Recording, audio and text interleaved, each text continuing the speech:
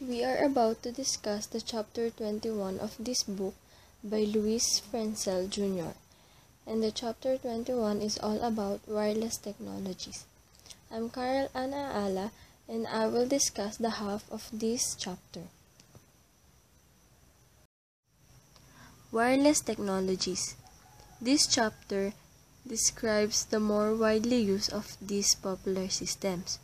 These are primarily short-range systems that have a range of a few inches up to several miles depending upon the application. And these are the topics covered in chapter 21. First is the wireless LAN. In this figure, you can see the types of wireless LANs. In letter A, the first type is the access point extension to a wired LAN. In the letter B is the public access point via an internet service provider. In figure A, here, a wireless access point or AP is connected to an existing wired LAN, usually through an Ethernet switch. This AP contains a transceiver that can cover a specific geographic area, usually inside the building. This area usually extends out to no more than about 100 meters, but generally, the range is less due to the great signal attenuation of the walls, ceilings, floors, and other obstructions.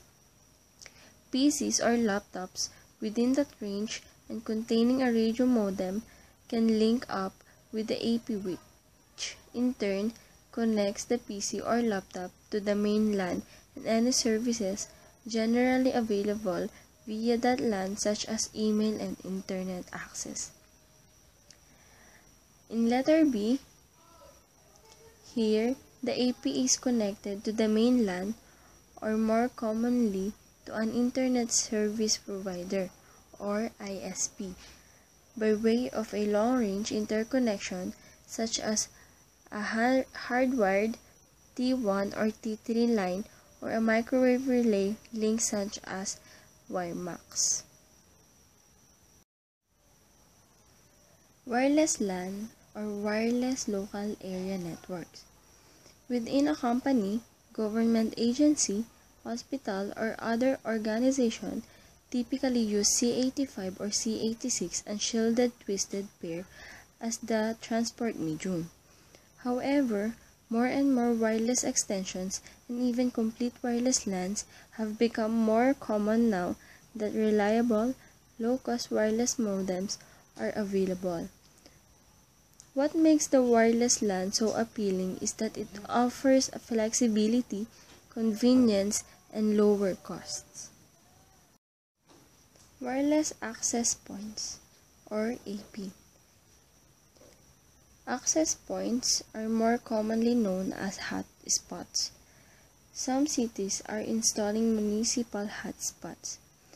Anyone with a laptop equipped with a LAN modem interface can link up to the AP and access his or her email or the internet. There are hundreds of thousands of hotspots around the world. As long as the computer is within the range of the AP, the connection is automatic.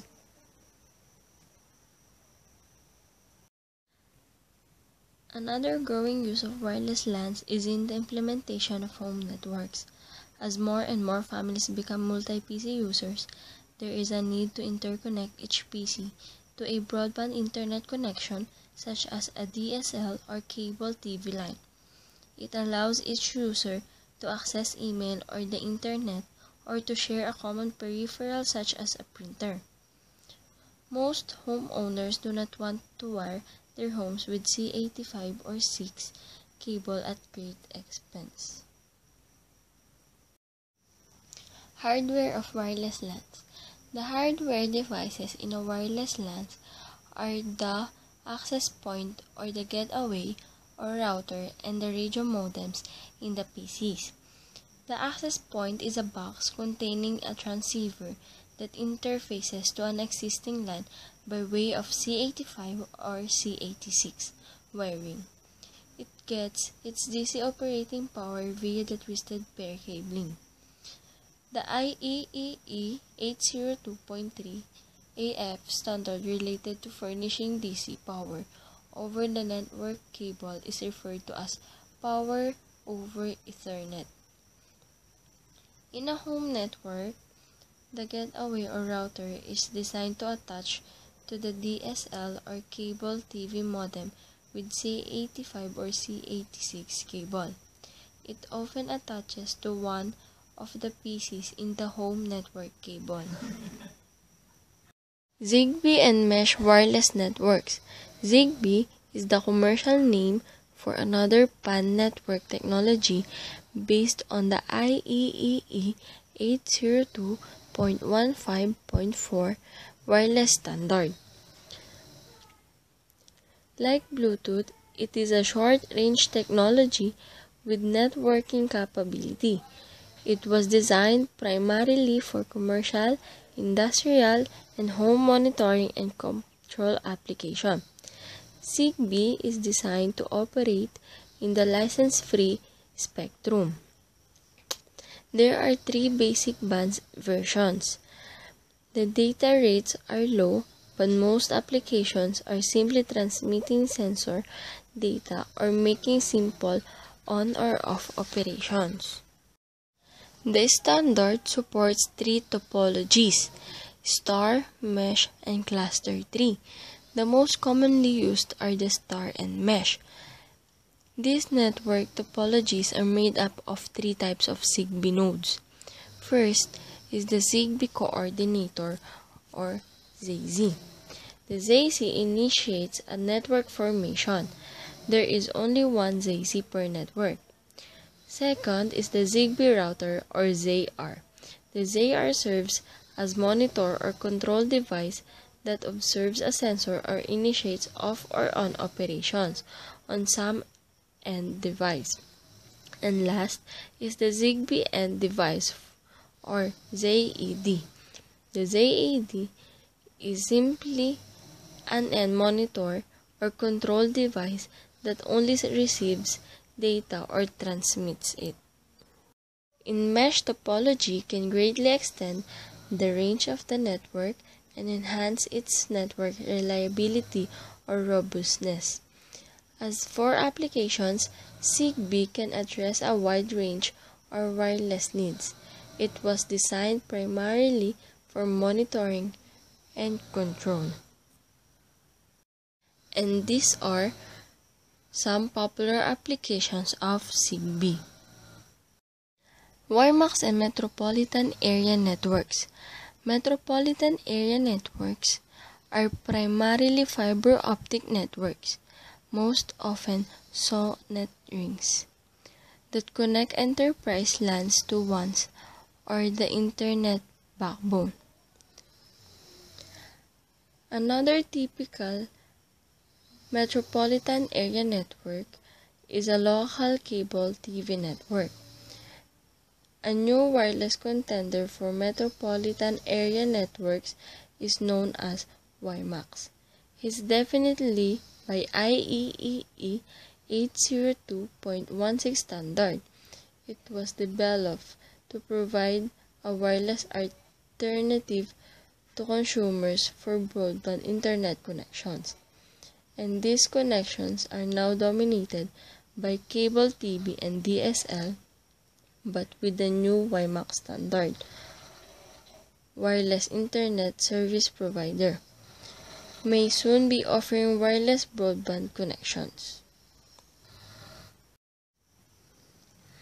The primary applications will fit into 2 basic categories: point-to-point or P2P or point-to-multipoint or PMP.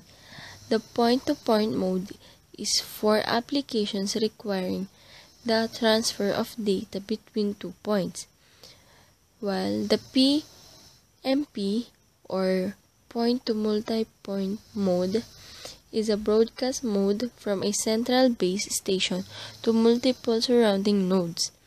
In this mode, WiMAX serves as a WISP for homes or business, WiMAX uses a 256 carrier OFDM system with adaptive modulation. The next topic will be discussed by Leah and Torres. PANs and Bluetooth. A personal area network or PAN is a very small network that is created informally or on an ad hoc basis.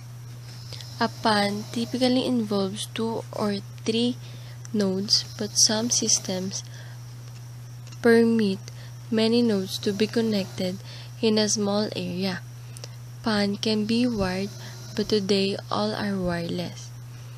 The most popular wireless PAN system is Bluetooth, a standard developed by the cell phone company Ericsson for use of cable replacement.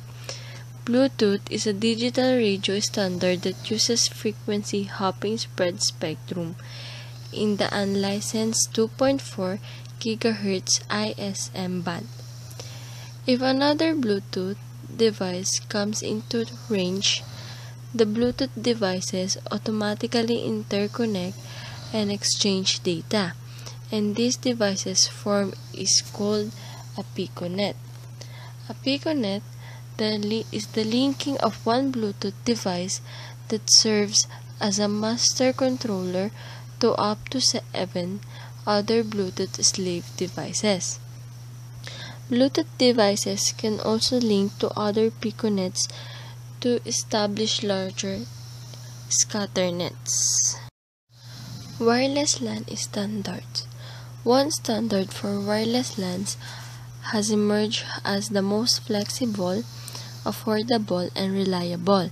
It is known as the IEEE 802.11 standard. It is available in multiple forms of different needs. The 802.11b standard specifies a maximum data rate to 11 Mbps. This rate is achieved only under the most favorable path conditions. Increasing range or noise causes the rate to automatically drop off to 5.5, 2, or 1 Mbps, which helps ensure a reliable connection despite the lower speed.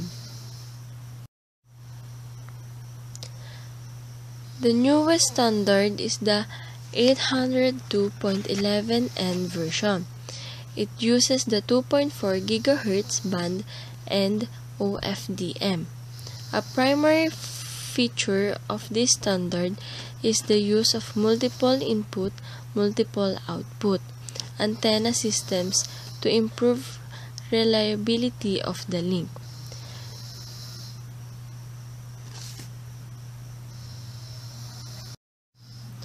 The basic security protocol is called Wired Equivalent Privacy or WEP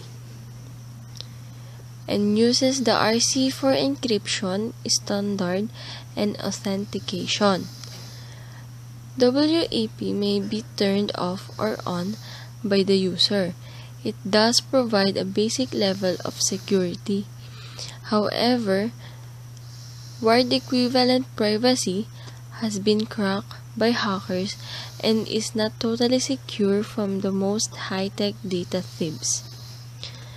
Two stronger encryption standards called Wi-Fi Protected Access or WPA and WPA2 are also available in several forms to further boost the encryption process.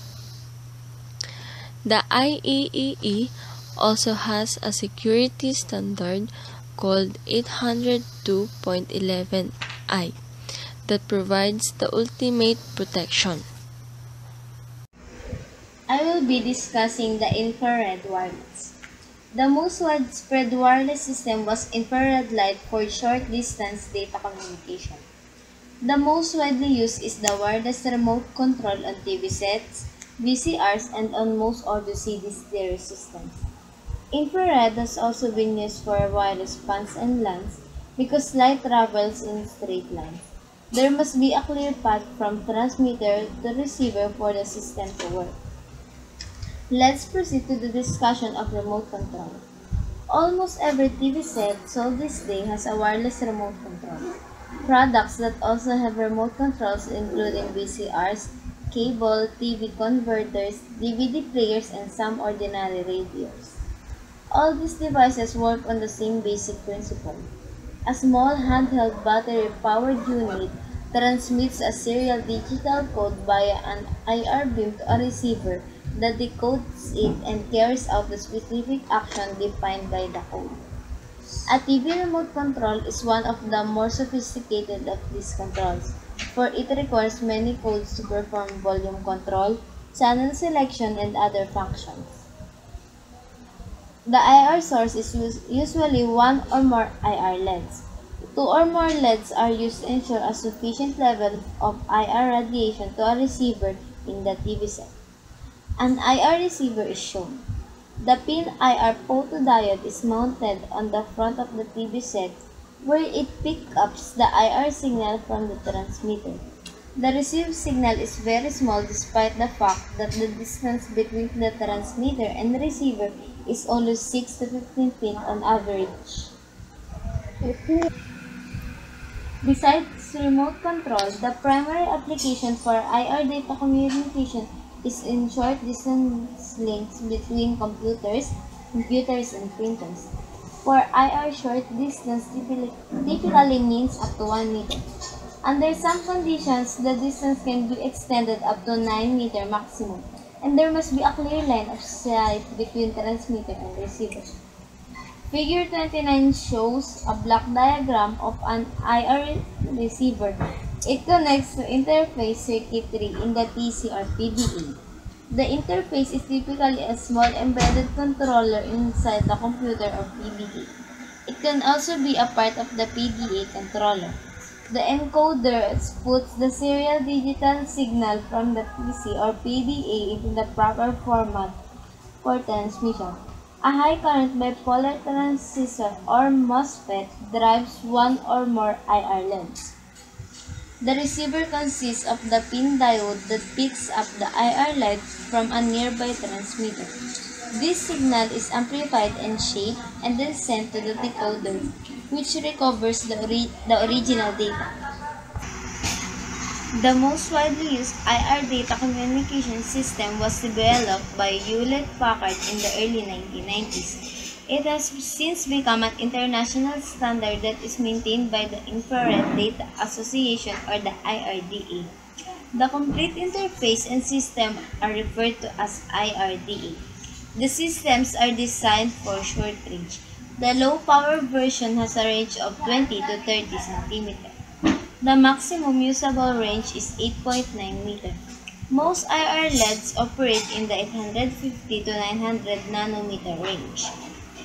Although TV remote controls are use a modulated IR beam, IRDA does not. It uses baseband transmission that require encoding and decoding. Another growing wireless technique is radio frequency identification or the RFID.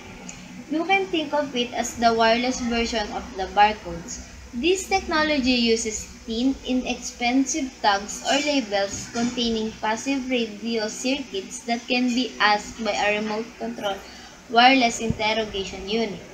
The tags are attached to any item that is to be monitored, tracked, accessed, located, or otherwise identified. The basic concept of RFID is illustrated. The tag is a very thin label-like device into which is embedded a simple passive single-chip radio transceiver and antenna. This chip also contains a memory that stores a digital ID code unique to the tag item. For the item to be identified, it must pass by the interrogation or reader unit, or the reader unit must physically go to a location near the item. Longer range systems cover a complete building or area. The reader unit sends out a radio signal that may travel from a few inches up to no more than 100 feet or so. The radio signal is strong enough to activate the tag. The tag rectifies and filters the RF signal into direct current that operates the transceiver. This activates a low-power transmitter that sends a signal back to the interrogator unit along with its embedded ID code. The reader then checks its attached computer whether it notes the presence of the items and may perform other processing tasks associated with the application. Some RFID tag configurations are shown in Figure 2115. They consist of a flat spiral inductor and capacitor that make up a 13.56 MHz turned circuit that serves as the antenna. The recent new RFID standard is called Gen 2 for second generation.